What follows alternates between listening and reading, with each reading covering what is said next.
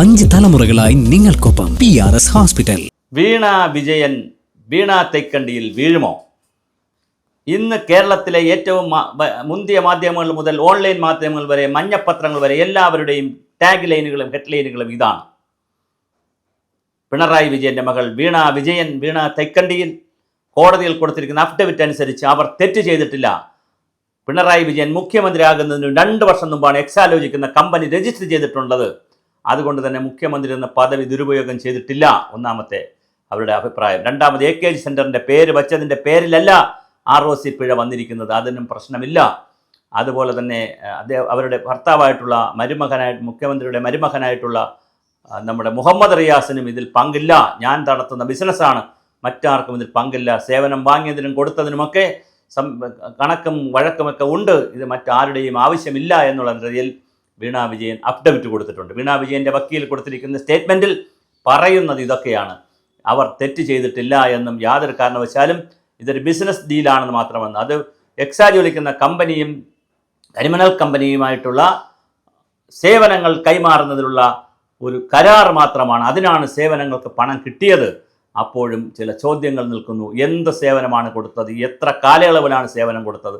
ആർക്കൊക്കെയാണ് സേവനം കൊടുത്തത്? അത് കമ്പ്യൂട്ടർ ബേസ്ഡ് സേവനമാണോ, സോഫ്റ്റ്വെയർ ആണോ, ഹാർഡ്വെയർ ആണോ, ട്രെയിനിങ് ആണോ, IEC ആണോ, BCC ആണോ, അല്ലെങ്കിൽ കപ്പാസിറ്റി ബിൽഡിംഗ് ആണോ? എന്ത് സേവനമാണ് കൊടുത്തത് എന്നുള്ളതിനെ സംബന്ധിച്ച് ഇപ്പോഴും ദുരൂഹത നിറഞ്ഞു നിൽക്കുന്നുണ്ട്. ഒരു അജിയൻ എന്ന് പറയുന്നൊരു വ്യക്തിയാണ് പൊതു താല്പര്യ ഹർജിയുള്ളത്.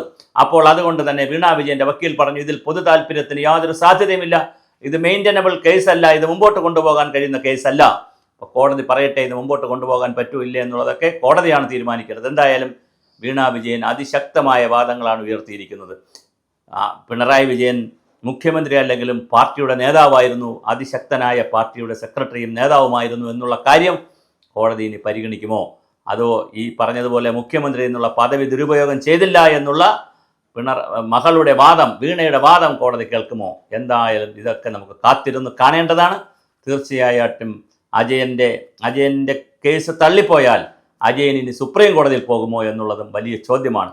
പൊതു താല്പര്യമില്ല എന്ന് പറയുമ്പോൾ മുഖ്യമന്ത്രിയുടെ മകളായതുകൊണ്ടും തീർച്ചയായിട്ടും ഇതിനകത്ത് മുഖ്യമന്ത്രിയുടെ പദവി ദുരുപയോഗം ചെയ്തു എന്നുള്ള വാദം കിടക്കുന്നത് കൊണ്ടും അല്ലെങ്കിൽ അങ്ങനെ ഒരു കുറ്റാരോപിതം വന്നിട്ടുള്ളത് കൊണ്ടും തീർച്ചയായിട്ടും ഇതിലൊരു പൊതു താല്പര്യം കോടതി കണ്ടാൽ അത്ഭുതം പറയാൻ കഴിയത്തില്ല. തീർച്ചയായിട്ടും ഈ കേസ് എങ്ങോട്ട് പോകുമെന്ന് നമുക്കറിയില്ല. എന്തായാലും പിണറായി വിജയനെ സംബന്ധിച്ചിടത്തോളം കേസൊന്നും ഒരു പൂത്തരിയല്ല. ലാവലിൻ കേസ് മുതൽ ഒരുപാട് കേസുകൾ പറയുന്നതാണ്. അദ്ദേഹത്തിൻ്റെ രാഷ്ട്രീയ ജീവിതത്തിൽ പറഞ്ഞതിനും ചെയ്തതിനും കൊണ്ടതിനും കൊടുത്തതിനും കേസിനുമൊന്നും യാതൊരു കുറവുമുള്ള വ്യക്തിയല്ല. അതുകൊണ്ട് ഇതിപ്പോൾ മകളുടെ പേരിലാണ് വന്നിരിക്കുന്നു, അല്ലെങ്കിൽ കുടുംബത്തിൻ്റെ പേരിലായിരിക്കും വന്നിരിക്കുന്ന ഒരു വ്യത്യാസമേ ഉള്ളൂ. എന്തായാലും കേസ് പറയുന്നതിലൊന്നും അദ്ദേഹത്തിന് യാതൊരു ബുദ്ധിമുട്ടുമില്ല. അത് ചിരപരിചിതമാണ് അദ്ദേഹത്തിന്. തീർച്ചയായും ഈ കേസ്, മകളുടെ ഈ കേസ്, എക്സാലോജിക്കിൻ്റെ ഈ കേസ് എങ്ങനെ വരുമെന്ന് കാലം തെളിയിക്കട്ടെ. എന്തായാലും കരിമണൽ കമ്പനിക്ക് കൊടുത്തത് എന്ത് സർവീസാണ്, എന്ത് സേവനമാണ് കൊടുത്തത്, അത് എത്ര കാലയളവ് കൊടുത്തു, അത് നിർത്തിയോ, ഇപ്പോഴും തുടരുന്നുണ്ടോ, അതിന് എത്ര രൂപ കിട്ടി, ഇന്നിങ്ങനെ തുടങ്ങിയ നിരവധി ചോദ്യങ്ങൾക്ക് ഉത്തരം നമുക്ക് കിട്ടേണ്ടതുണ്ട്. അത് കിട്ടുമെന്ന് തന്നെ നമുക്ക് പ്രതീക്ഷിക്കാം.